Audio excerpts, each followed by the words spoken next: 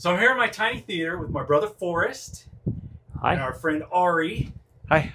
And I just wanted to get some reactions from some other people. Obviously, I've tried out my tiny theater a lot, and I've told you guys about it. But now I've got Forrest and Arie here. And so to this point, we've only watched one clip. We watched The Greatest Showman opening scene. So they have seen that, but they also have, seen the whole room. And so what's your initial thoughts when you walked into the room? What did you think of it? And then we'll talk about your reaction to The Greatest Showman.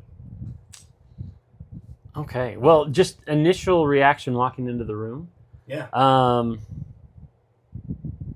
Maybe this is a little overboard. Maybe.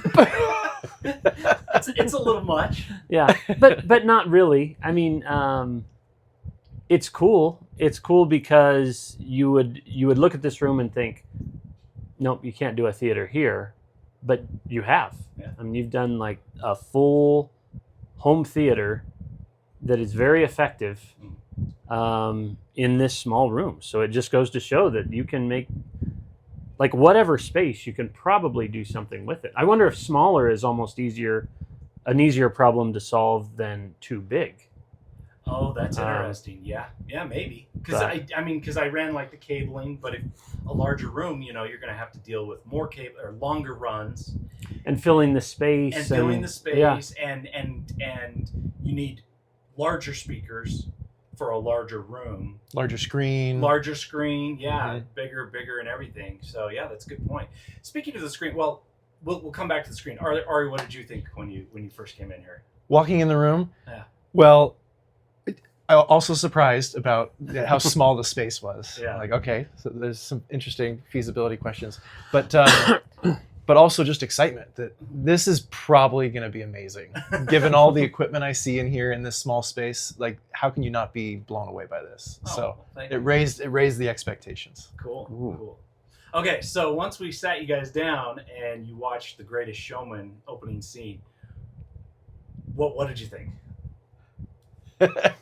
I'll go first. Go ahead. So I was sitting in the perfect spot, yeah. Acoustically or whatever you say, and now I remembered seeing this for the first time years ago in the theater. So this, professional theater. I paid money to see this thing. Yeah.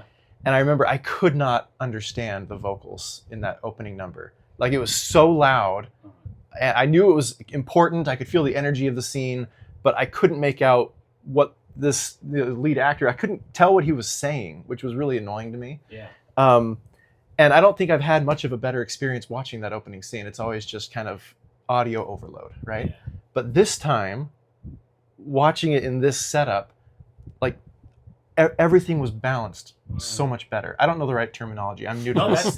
That's a good way to describe it. Yeah. But it just, like, I could understand what he was saying, but I could also hear all these other little things, other little elements that I had no idea were happening. I would compare it to, like, I'd been watching a pixelated version of visuals my whole life, not realizing it. Yeah. And now I'm realizing, wait, there's all sorts of nuance and little things happening in the audio that are so much more interesting. Oh. And I had no idea. I've just been missing it all this time. Well, I'm glad you got to experience that. Yeah. That is awesome. So cool. Forrest, what did you think? You're very familiar with the I am very familiar with that scene. I've probably seen that scene more than like any others. So no, it was great. I mean, like, and I think, you sit down in this room and we are literally close to all of the speakers, right? Yeah. And so I think there is potential just to be like, to have it be too much. But as Arie was saying, like, it wasn't just overpowering. I mean, we could have turned it up more. But everything was just very crisp and clear, and you heard the sounds coming from all over. And nice. I think that is kind of like the best thing about getting a setup like this, is you can watch a movie and it's like, it's new. I mean, I remember we watched, what was the one? The Quiet Place. Oh. And I was like, remember we watched that one, and I was like, it was like scarier because you like heard more things, and then you hear like little creaking sounds, yeah, just like a brush, something brushing against something. Horror. Audio is so important in horror, right? Like, you need that. Well, Yeah, and almost I don't handle very much, and so like everything's a little bit scary. We just recently watched The Amazing Spider-Man 2. I think The Rise of Electro. Yeah. Anyway, but that one, so we watched that in my theater, and there were a lot of things that I hadn't heard before, like in the music. And I was like, this music is like a lot more intense. Like, I mean, so anyway, home theaters are, That's awesome. They bring out a lot. That's awesome.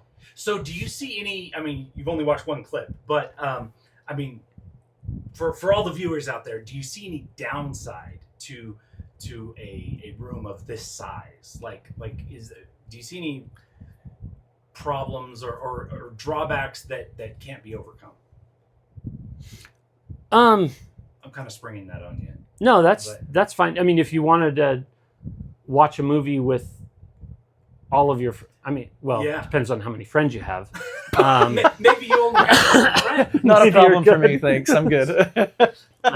So yeah, I mean, like you just can't fit that many people. So yeah, that's true. Yeah, that is true. Now, Arie, you mentioned the screen size. Now, a lot of my viewers, a lot of people watching these videos have commented on how tiny my screen is. Now, this is a tiny theater, and I do have a tiny screen. This is a 55-inch screen. Was this screen, when you were watching the clip, were you thinking, wow, the screen is just too small?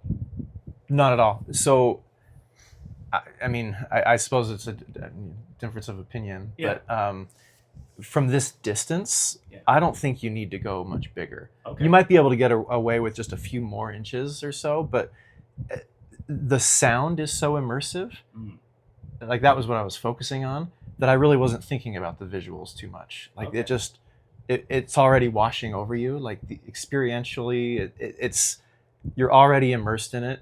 You don't need to go bigger, in my opinion. Cool. So it did seem.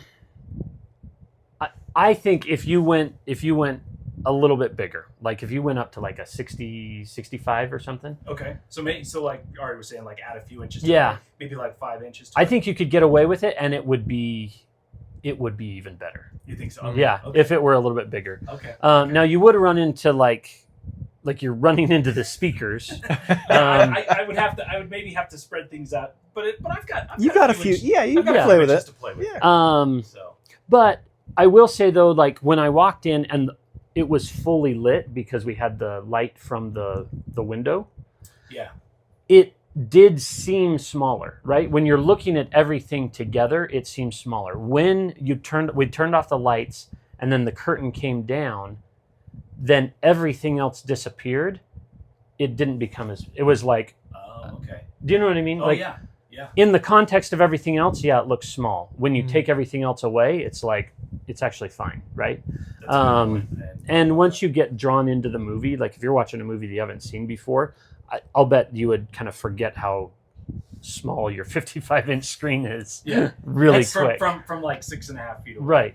Yeah. That's such an interesting point. That it's true. Once the shade went down, the experience of it completely changed. It's kind of like a VR headset. How big does a VR headset need to be? Right. Yeah. It's super small. Yeah. But like if you're immersed in it and all the lights are out, like size doesn't matter anymore. Yeah. Right? It's interesting. Yeah. That's a good point.